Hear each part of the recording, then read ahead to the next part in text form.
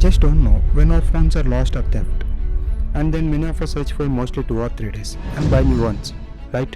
But do you know that there are many crimes are happening in India because of the stolen phone?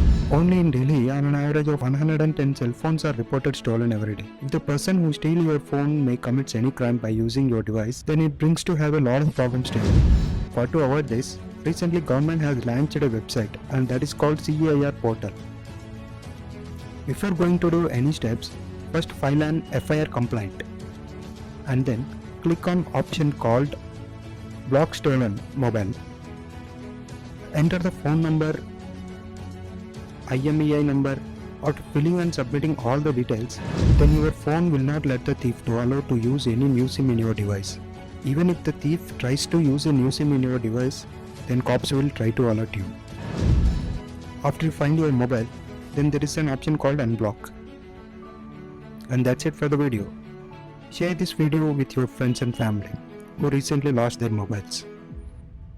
And if you like the video, then don't forget to follow our page. Thank you.